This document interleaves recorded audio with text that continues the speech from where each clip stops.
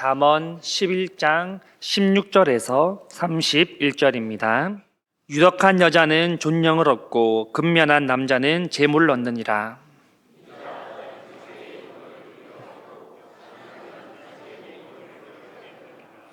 악인의 삭은 허무하되 공의를 뿌린 자의 상은 확실하니라.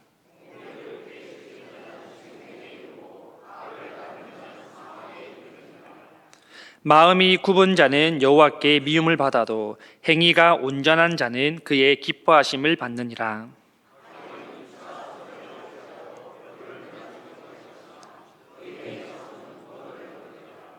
아름다운 여인이 삼가지 아니하는 것은 마치 돼지코의 금고리 같으니라.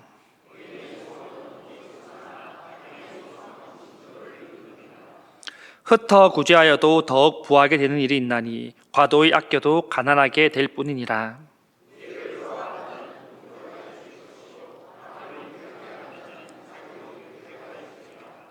곡식을 내놓지 아니하는 자는 백성에게 저주를 받을 것이나 파는 자는 그의 머리에 복이 임하리라.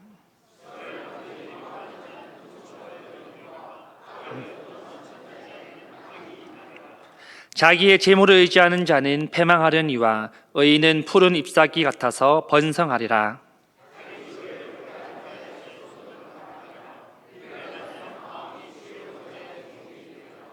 의인의 열매는 생명나무라. 지혜로운 자는 사람을 얻느니라. 보라, 의인이라도 이 세상에서 보응을 받겠거든 하물며 악인과 죄인이리요. 아멘. 네, 군대에서 운전을 하게 되면요, 좌석에 선탑자 자리죠, 그곳에 높은 분이 앉게 되면 꼭 해야 할 것들이 있습니다. 예를 들면 오른쪽으로 차를 돌리기 전에 오른쪽으로 가겠습니다, 또는 우회전하겠습니다, 또는 기어를 변속할 때도 몇 단을 기어 변속하겠습니다 라는 것들을 운전병들은 해야 됩니다. 오늘날 운전병으로 근무하고 있던 이등병에게 어느 별 하나 준장을 태우고 운전을 해야 된다라는 명령이 떨어졌습니다. 이등병이 별 하나인 준장을 태우고 가야 되는데 이등병이 얼마나 많은 긴장을 했겠습니까? 또한 그 뒷자리에는 몇몇의 대령들이 함께 탄다라는 그런 소식을 듣게 됩니다. 그날이 되었습니다. 이등병은 떨리는 마음을 가지고 또한 떨리는 손을 붙들고 그렇게 핸들을 잡게 됩니다.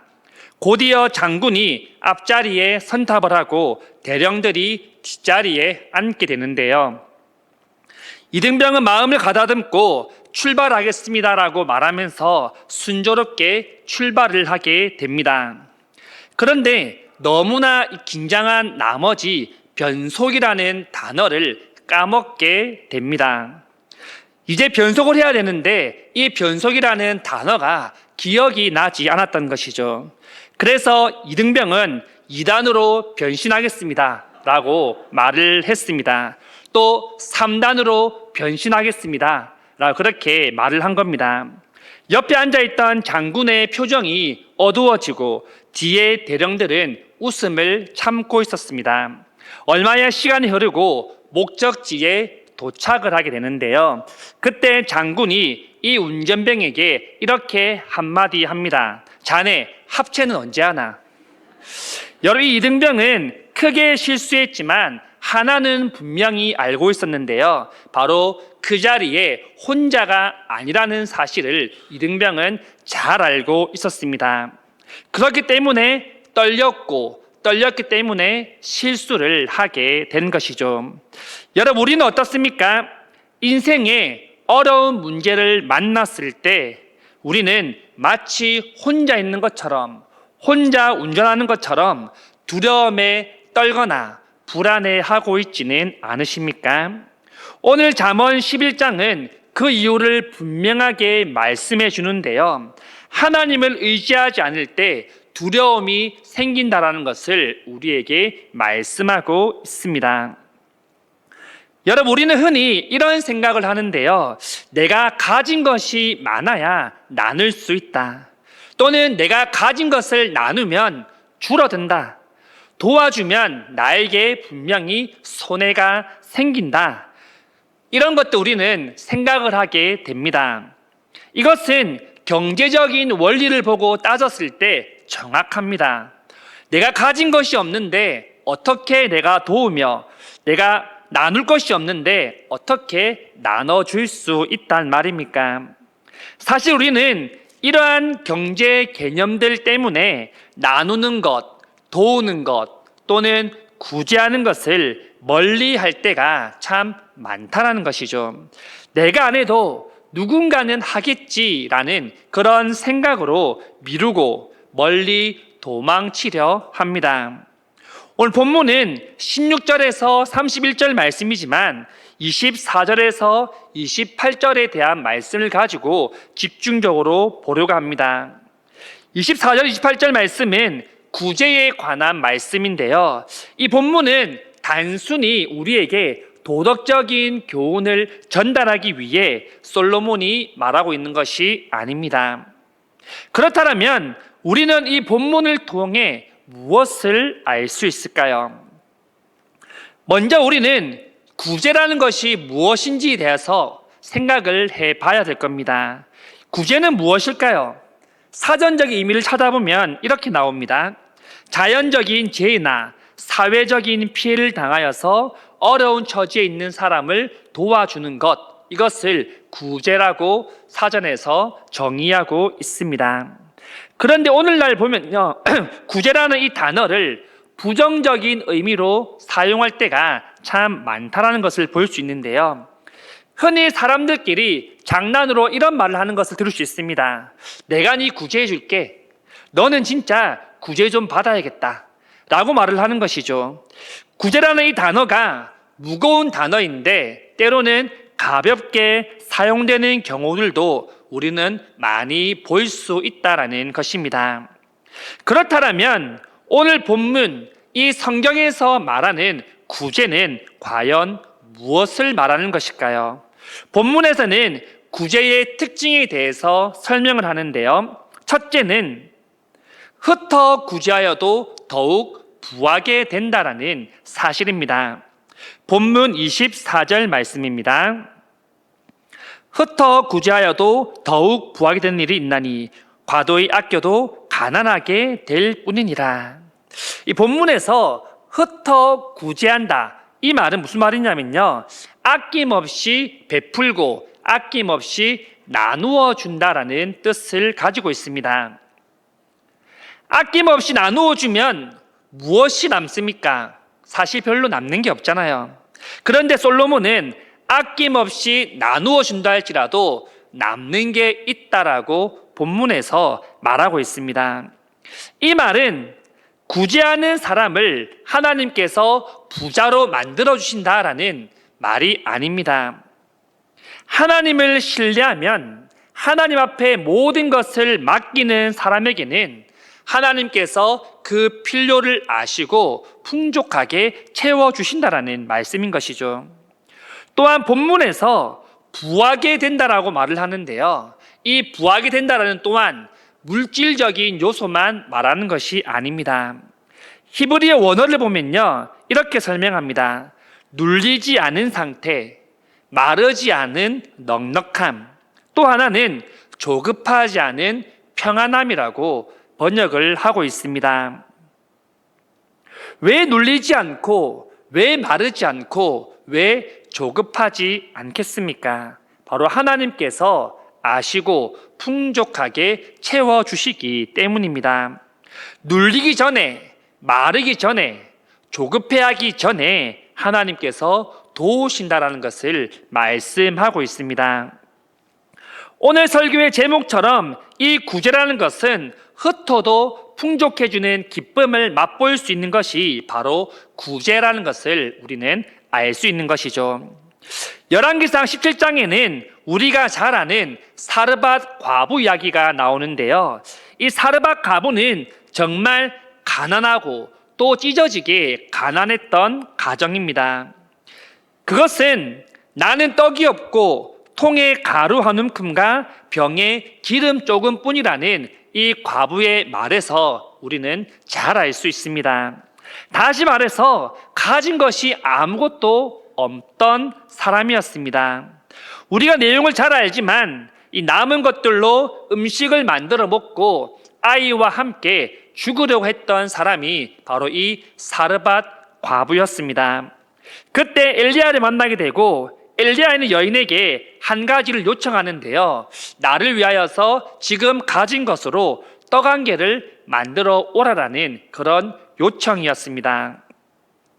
솔직히 우리 같았으면 여러분 어떻습니까? 안 그래도 지금 먹을 것도 없고 이 먹은 것, 이 작은 것 가지고 우리가 먹고 이제 죽으려고 하는데 그거마저 뺏기는 그런 기분이 들지 않겠습니까? 그런데 그 과부는 엘리야에게 만들어 줍니다. 아무것도 가진 것이 없는 상태에서 구제를 하게 되는데 그 통의 가루와 병의 기름이 없어지지 않는 놀라운 기적을 경험하고 체험하게 됩니다. 이 사르밧 과부는 흩어도 풍족해지는 기쁨을 맛본 사람인 것이죠. 여러분, 하나님을 신뢰하는 사람은 소유에 얽매이지 않는 줄 믿습니다.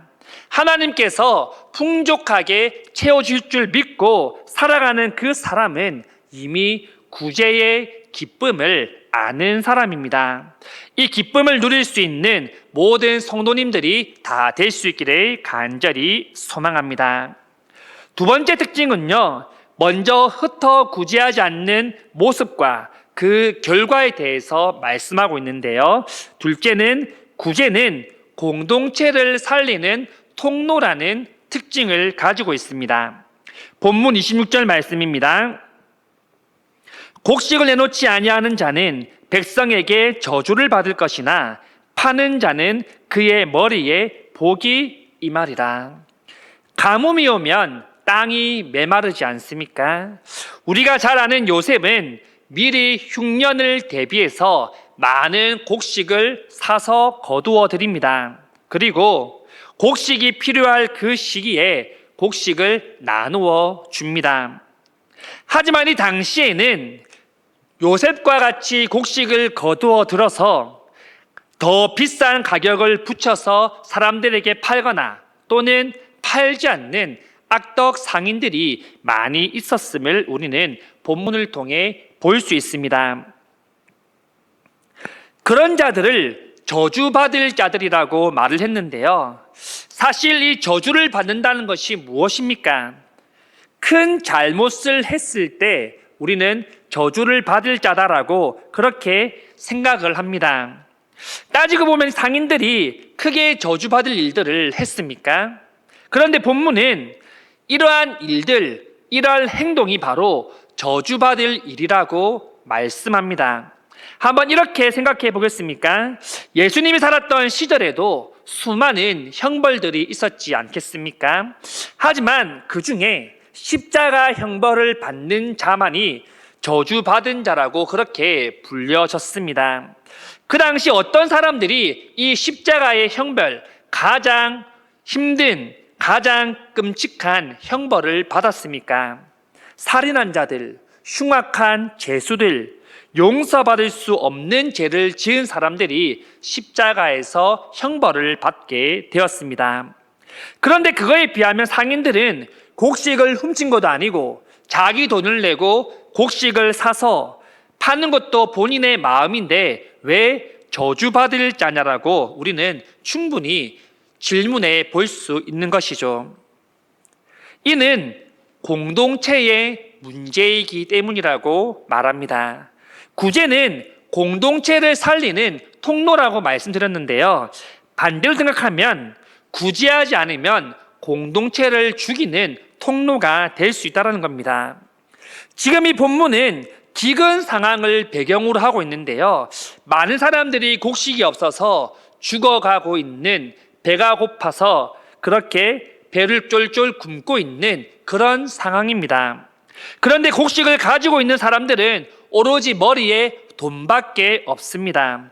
더 비싸면, 더 가격이 오르면 팔아야지, 내가 더 이득을 봐야지, 저 사람들이 굶든 말든 나는 상관없어 라는 생각을 가지고 있는 것이죠.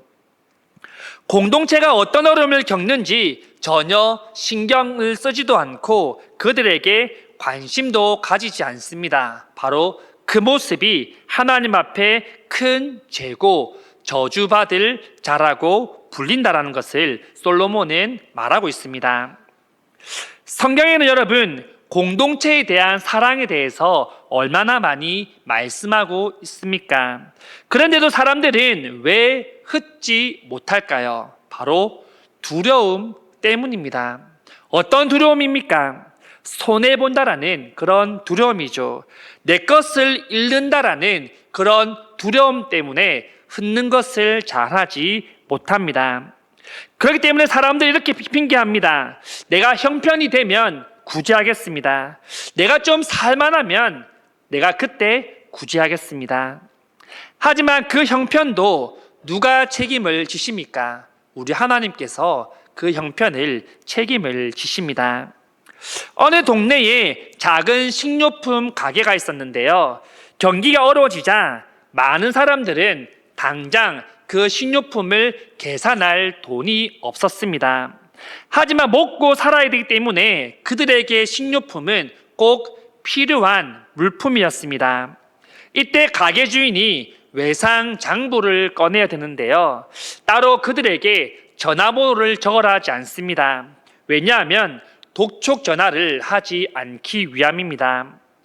이 가게 주인의 했던 행동은 외상으로 사가는 사람들에 대한 신뢰와 믿음, 그리고 끝없는 기다림이었습니다. 사실 누가 봐도 이것은 손해입니다. 가게가 가장 빨리 망하는 길입니다. 그리고 가게 주인도 거의 포기한 상태였습니다. 그런데 몇 달이 지나고 형편이 나아지자 점점 사람들이 찾아와서 그 빚을 갚기 시작합니다. 그리고 그 소문이 동네에 퍼지게 되면서 많은 사람들이 물건을 사러 오게 됩니다. 빚을 잃었다라고 생각했던 그 가게는 그 동네에서 가장 빛이 나는 그런 중심으로 서게 됩니다. 한 사람의 구제로 공동체가 살아난 그런 예화인데요. 이 구제는 큰 액수가 필요하지 않음을 말합니다. 구제는 작은 섬김, 작은 마음에서부터 시작됩니다.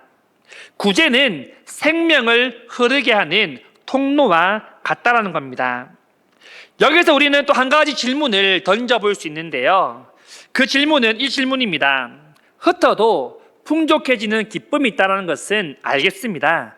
그러면 우리는 어떻게 기쁨으로 흩을 수 있는 사람이 될 수 있습니까? 라는 질문을 던져볼 수 있겠죠.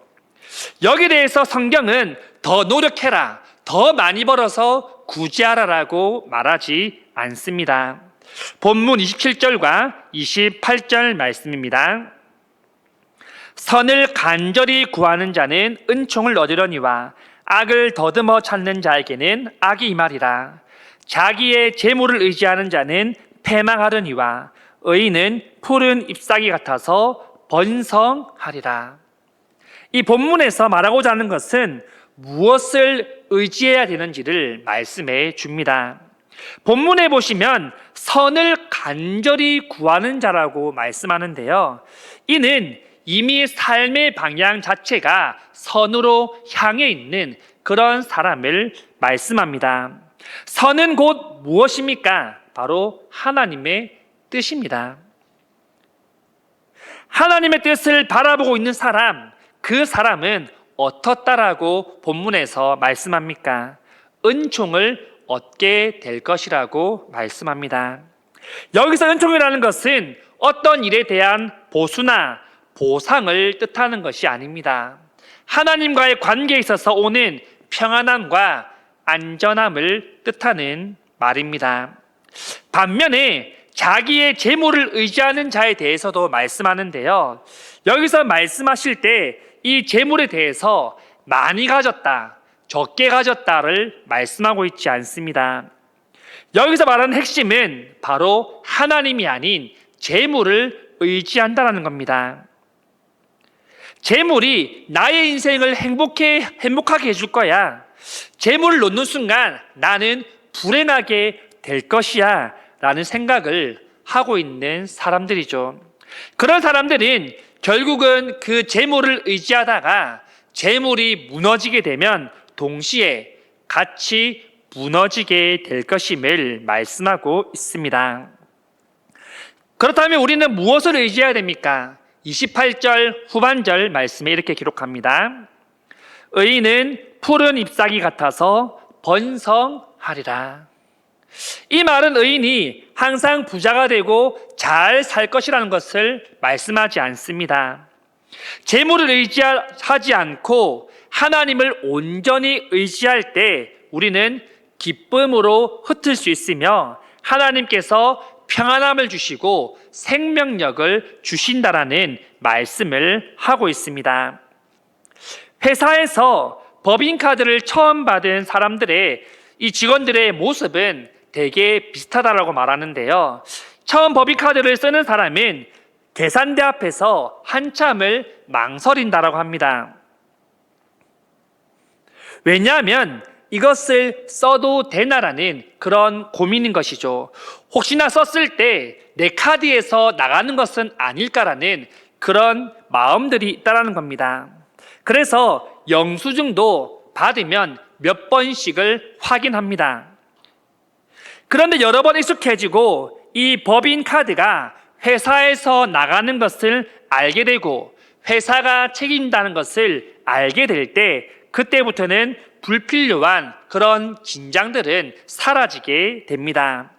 같은 금액, 같은 카드지만 차이는 하나인 것이죠. 바로 이 카드가 법인 카드라는 사실을 아는 것입니다. 그리고 그에 대한 확신인 것이죠. 여러분, 성도도 마찬가지입니다. 우리가 사용하는 재물은 개인 카드가 아닙니다. 법인 카드입니다. 그 법인 카드의 주인은 우리가 아니라 바로 하나님이시라는 것을 우리가 믿고 확신해야 될 줄 믿습니다. 여러분, 우리의 것은 하나도 없습니다. 다 하나님의 것임을 고백할 수 있기를 간절히 소망합니다. 말씀을 맺겠습니다. 우리는 흩어져도 풍족해지는 기쁨이라는 주제를 가지고 함께 말씀을 나누었습니다. 오늘의 전체 주제는 단순히 돈을 많이 벌어서 구제를 많이 해야 된다, 구제를 많이 하면 복을 많이 받는다라는 것을 말하는 것이 아닙니다. 우리는 무엇을 의지하고 있는지를 스스로에게 질문을 던져야 될 것입니다.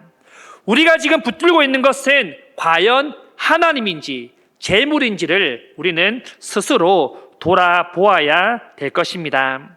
여러분, 흩어져도 풍족해지는 기쁨을 다 맛볼 수 있기를 간절히 소망합니다.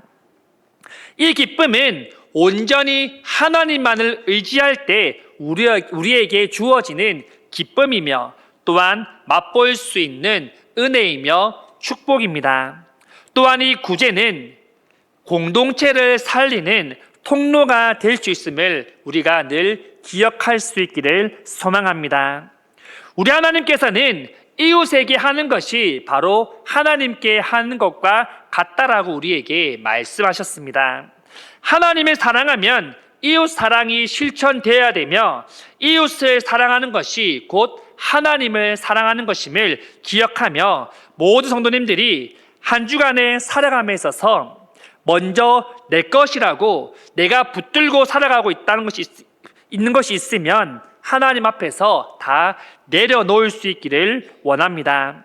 그리고 더 나아가서 우리의 삶을 풍성하게 하시며 우리의 필요를 때에 따라 돕는 은혜를 허락하여 주시는 그 하나님을 붙들며 온전히 주님의 손에 맡겨드릴 수 있는 성도님들이 다 될 수 있기를 간절히 소망합니다.